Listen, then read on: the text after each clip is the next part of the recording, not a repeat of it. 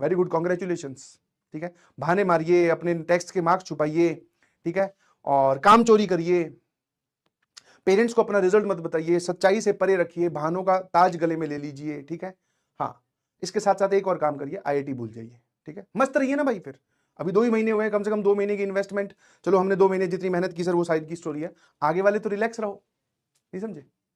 तो जिसको आदत पड़ गई, जो 11th रिवीजन लिख रहा था, ये 4 सवालों में तेरी 11th रिवीजन आड़े आ गई, गजब यार। सर ये 4 सवाल अगर आप नहीं पूछते तो मेरे तो नंबर से 250 प्लस आ जाते, गजब। कोई ऐसा लॉजिक तो बताओ, कोई ऐसी समस्या तो बताओ जिसका समाधान किया जा सके। रोज रोज कोई भी नहीं बताएगा बेटा, और रोज रोज बताने वाला भी बेवकूफ होता है, और रोज रोज जिसको बताया जाता है वो भी बेवकूफ होता है। एक बार डिस्कशन हो चुकी है, end of the discussion, test हो, कमियां लिखो, क्या कारण है उसको सुधारिए। समझ में आया?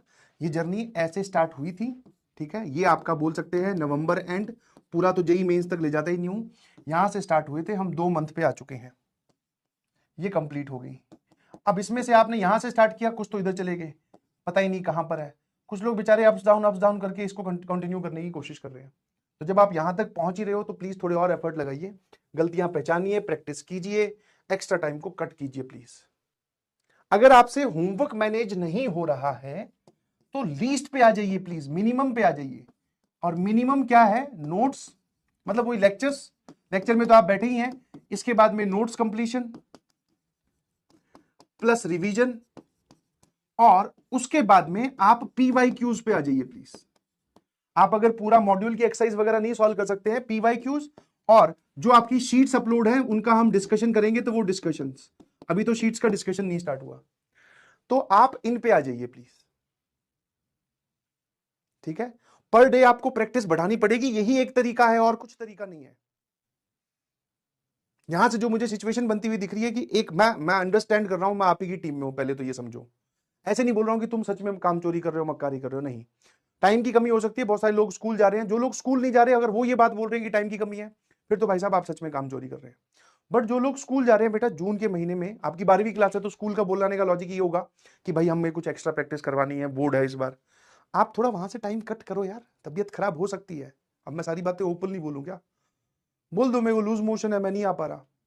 इंटेंशन पीछे उसकी ये है कि हम सर पॉजिटिवली होमवर्क करना चाह रहे हैं, हमारा जेई का जो रह गया है। आपको जो अभी आपके सामने टाइम दिख रहा है उसी में से ही टाइम खींचना पड़ेगा।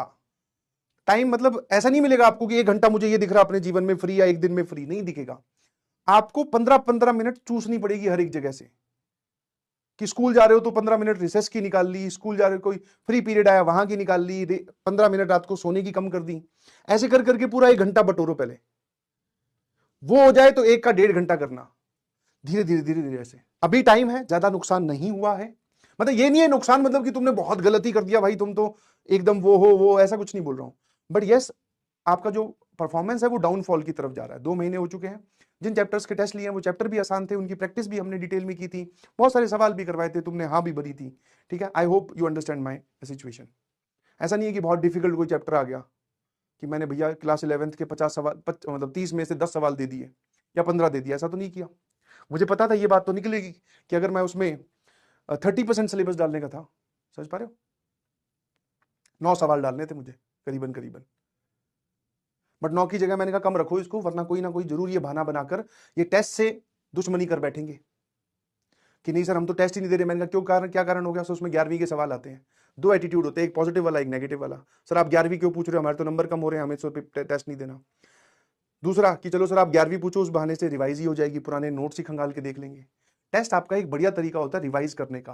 प्लीज कुछ एक्स्ट्रा कहीं से कुछ और खरीद के लाने की जरूरत नहीं है, जो आप कर रहे हो उसी में ही थोड़ा इफेक्टिविटी लाने की जरूरत है। आप सही कर रहे हैं, बस उसमें टाइम थोड़ा और इनपुट दीजिए, प्रैक्टिस बढ़ाइए प्लीज, ठीक है, रिवीजन कीजिए। समझ पा रहे हो नहीं समझ पा रहे हो? प्रैक्टिस आप अपनी बढ़ाइए, टाइम निकालिए। मैं हर एक का टाइम नहीं मैनेज करके दे सकता, मैं आपको लिख दूं कि क्लास के बाद में आपके पास में 1.5 घंटा मैथ्स के प्रैक्टिस के लिए होना चाहिए। अब वो होना चाहिए तो मैं लिख दूं टाइम टेबल के अकॉर्डिंग, वो निकाल के तो तुम लाओगे ना भाई, कि तुमने खाना स्टडी टेबल पे ही खा लिया, ठीक है, वहां पे 15 मिनट बचा लिए, कि हम नहीं बैठे टीवी के आगे फैल के एसी में, मूवी चल पड़ी तो वहां पे मुंह बैठे हैं, 15 मिनट में जो खाना खा सकते थे उसको हमने 1 घंटा तक खाना खाया। ये सब चीजें आपको खुद अपने पर्सनल लेवल पे मैनेज करनी पड़ेगी, और जब आप ये पर्सनल लेवल पे मैनेज करोगे ना, तब ये बात सत्य होगी कि it is not about and result, it is about journey. बाकी दुनिया के बारे में तो कमेंट करूंगा नहीं भाई, ठीक है, समझ में? आप अगर जेई की प्रिपरेशन पूरी कर ले गए तो भी आप बहुत सारी चीजें सीख जाओगे, ठीक है, ऐसा ट्राई कीजिए प्लीज, है ना। और इनका कोई इलाज नहीं है, स्लीपीनेस, डेजीनेस, आलस, इनका कुछ इलाज नहीं है, समझ में? हाँ, ठीक है। घर में किसी को बोल दो कि जब मैं सो रहा हूं तो कंटाप आना चाहिए, घुमा के सोने मत देना, ज्यादा देर सो जाओ मुंह पे पानी फेंक देना, ऐसी सब हरकतें करो, यही होता है। तो this is a alarming situation कि भाई आपकी गाड़ी जो है वो ट्रैक से इस तरफ चल पड़ी है, वापस ले आओ, ठीक है, हाँ, सही रास्ते पे नहीं जा रहे हो, टाइम नहीं है, दैट इज ए वंडरफुल, मतलब sorry, that is a world wide situation. सब किसी को भी पकड़ो सब ये कहेंगे नॉन मैनेजेबल सिचुएशन है, और है भी ऐसा ही, बट इसी को तो मैनेज करना है, टाइम निकालना है। इतनी दूर तुम 2 महीने की जर्नी जी चुके हो, तुम्हें पूरी जेई तक करना है, चेंज योर एटीट्यूड, किसका इंतजार कर रहे हो? नहीं होगी वो सुहानी सुबह, नहीं कभी खिड़की के बाहर चिड़ियां चहचहाएंगी, ये ऐसी धूप पड़ेगी और ऐसी ही सिचुएशन रहेगी जिसमें आप इस जर्नी से दूर भागो।